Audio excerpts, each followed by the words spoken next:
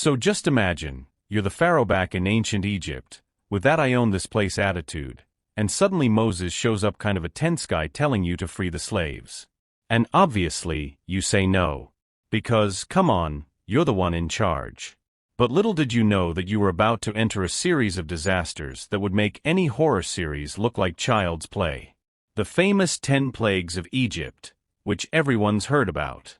But what if I told you that science has some pretty curious explanations for these plagues?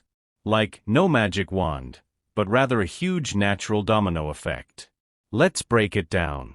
So, okay, you said no to Moses, right? Then the guy brings on the first plague, the Nile turns to blood. But wait, it wasn't real blood, okay? What scientists believe is that there was a toxic algae bloom, like red tide, that made the water look like rotten tomato juice.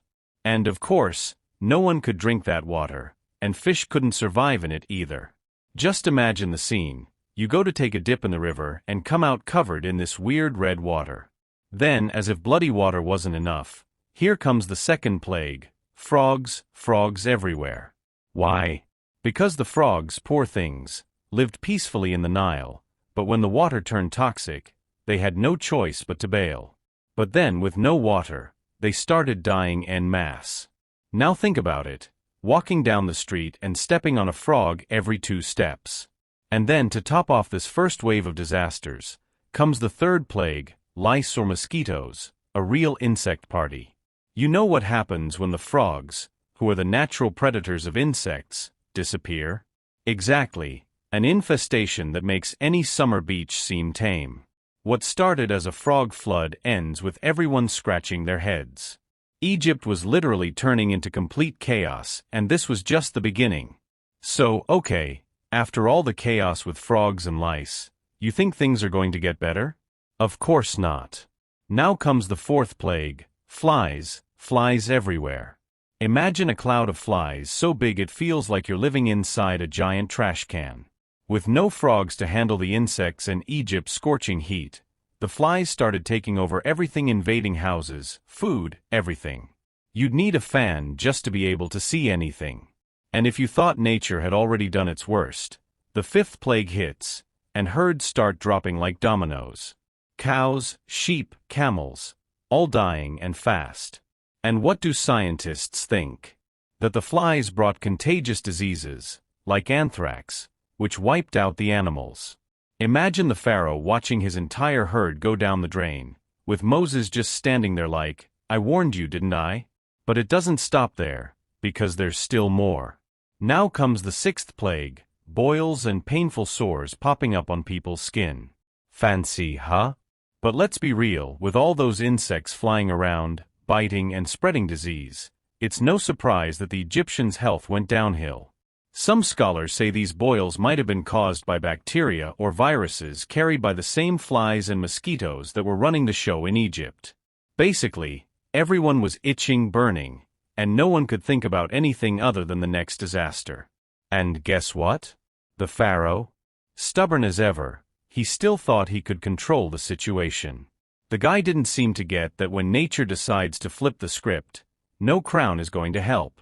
But before we continue, I need to ask you something. Are you enjoying it? Subscribe to the channel so you don't miss the next videos and leave your like. Now that Egypt was practically in ruins, do you think the pharaoh learned his lesson? Of course not.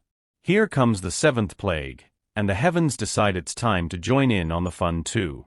A hailstorm of those ice blocks falling from the sky with force, destroying everything.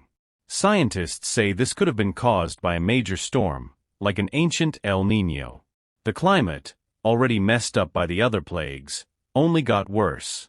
The crops were already suffering, and now? They were on the ground, wrecked by the ice. Plants turning into smashed salad everywhere. But wait, because the eighth plague follows right after, locusts. And not the cute little grasshoppers hopping from flower to flower. It was a cloud of locusts so dense it looked like an army of tiny hungry aliens. They simply devoured what was left of the crops. And why did they show up? Well, when the climate takes a turn like this, locusts multiply like hungry rabbits. Result, whatever the hail didn't destroy, the locusts took care of quickly. Imagine, you open the window and all you see is locusts flying everywhere, hanging from the curtains, even eating your dinner. And then the 9th plague comes, which is almost the grand finale before complete chaos, total darkness. For 3 days, no one saw anything. According to scientists, this could have been an epic sandstorm, one that completely blocked out the sun. Egypt, already in disarray, became practically a black hole, where you couldn't see an inch in front of your nose. People didn't know if it was day or night, a true medieval blackout. And to top it all off, came the 10th plague, the most sinister of all, the death of the firstborn. Here, science has several theories. One is that, with the water and food contaminated by the previous plagues, the most vulnerable, like children and young people, were the first to succumb. It might have been a combination of diseases, toxins, and a completely out-of-control environment. The death of the firstborn was like the final blow that made the pharaoh finally give in, because even he saw it was over. And then, my friend, after this sequence of natural and biological disasters, the pharaoh, completely broken, finally said the famous, "Okay, Moses, take these people away and let me try to piece together what's left." And so the 10 plagues ended, making it clear that when nature decides to show who's boss, not even the most powerful person in the world escapes. So that's the video for today. I hope you enjoyed it. See you in the next story.